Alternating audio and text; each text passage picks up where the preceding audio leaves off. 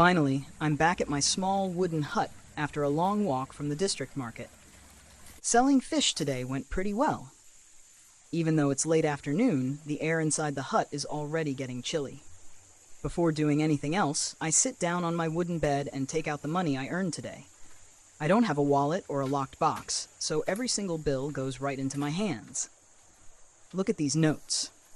They are all small bills. Some are crumpled up, some are wet from the stream water, so I carefully lay each one out flat, smoothing them over with my palm one by one.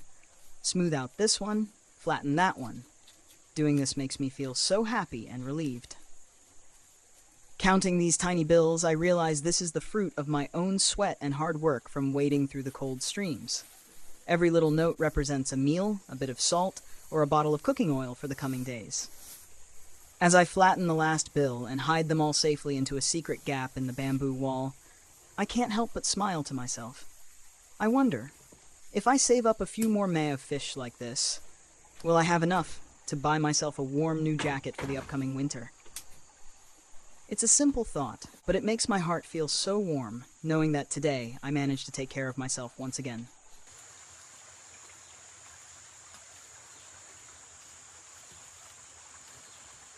After hiding my small earnings safely, I grab my trusty jungle knife and head down to the stream gully behind my hut. The air down near the water is cool and smells like damp earth and fresh leaves. This is where the wild bamboo grows thick and tall. But to make a good hunting bow, you can't just pick any random stalk. I need to find a mature bamboo, one that's tough, heavy, and has a deep green color. Older bamboo gives the bow its flex and strength without snapping when you pull it hard. Looking around, I spot the perfect branch leaning over the rocks. With a few swift practiced chops, clack, clack, clack, the bamboo falls into my hands. Carrying it back up to the hut, I sit right by the porch to start shaping it. Using my knife, I carefully shave off the outer rough skin, smoothing out both sides so the pull force spreads evenly. My hands have grown calloused over the years from handling knives and wood, so I don't even feel the rough splinters anymore. Once the bow body is balanced and curves just right when bent, I tie a strong nylon string securely to both ends. I give it a test pull. Snap. That sharp, crisp sound means it's ready.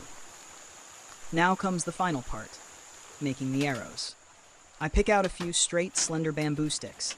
I sit here slowly whittling each tip until it's razor sharp. To make the tips extra hard like metal, I hold them over the hot embers of my wood fire for a few seconds until the wood turns a dark, roasted brown. Holding this homemade bow and these sharp arrows in my hands, I feel ready. Tonight, when darkness falls over the mountains, I'll take this down to the stream and hunt for our dinner. It is pitch black tonight, everyone. The mountain air is freezing cold, and the moment I step into the water, the chill shoots right up my spine. Wherever my old flashlight points, the crystal clear stream appears.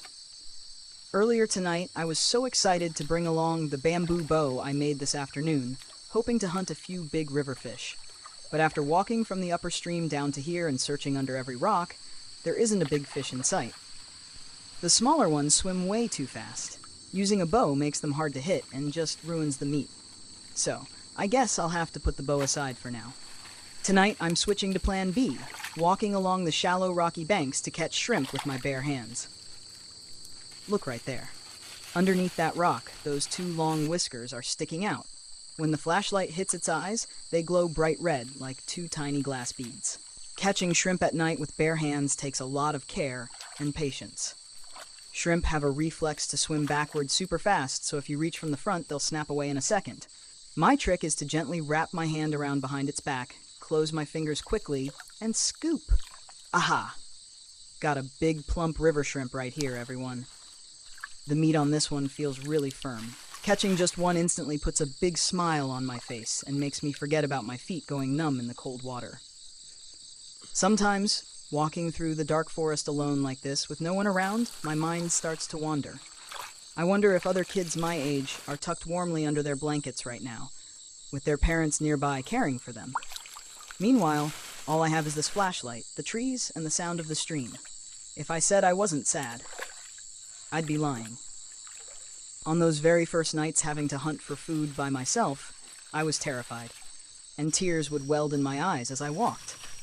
But then I realized, the more scared I am, the faster hunger catches up. The mountains and forests are dark, but they are deeply generous. This stream gives me fish and shrimp, the woods give me wild veggies, and the wood fire keeps me warm.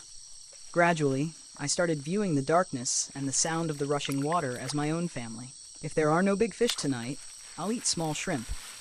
As long as I don't give up, right? Listen to that snapping sound inside the basket. After over an hour of wading through the stream, I've caught a nice little bundle of shrimp. They might not be as big as the ones at the market, but because this mountain stream is so pure, their meat is sweet and delicious. I'm taking just enough for my late dinner tonight. I don't want to catch them all. I need to leave the small ones to grow so I can come back another time. My hands and feet are completely pale and numb from the cold now, so I need to hurry back to my small hut. Once I get back, I'll rekindle the fire, boil these shrimp, and dip them in salt and chili. Nothing beats that. The path back to the hut tonight is steeper and slippery because of the heavy night frost. But just thinking about the glowing fire and the steaming bowl of boiled shrimp waiting for me makes my feet walk a whole lot faster. Thank you to the stream for feeding me for another day. Come along with me back to the hut to start the fire and cook.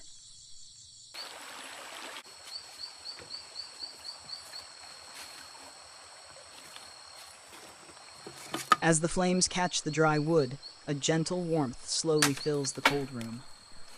I pour a little fresh water into my small aluminum pot, toss in all the fresh shrimp I just caught, add a pinch of coarse salt and a few wild chilies, then place it directly over the fire.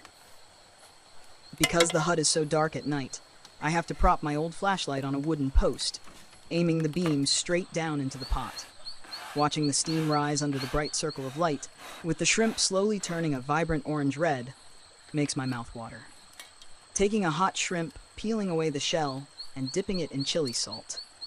The sweet, natural flavor of the fresh stream shrimp instantly melts on my tongue.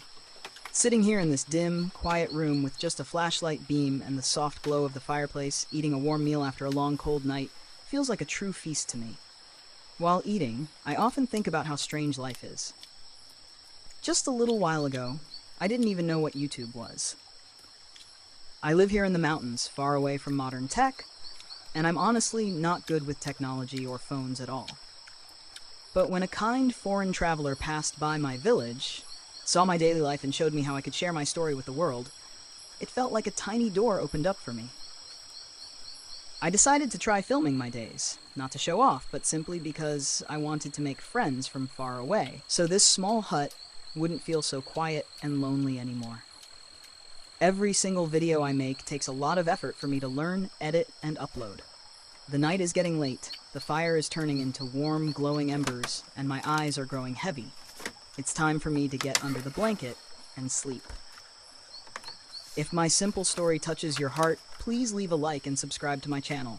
Since I'm not tech savvy at all, every single subscription and like from you is a huge motivation that keeps me going every day. Thank you so much for spending time with me tonight. Good night, everyone, and see you in the next video.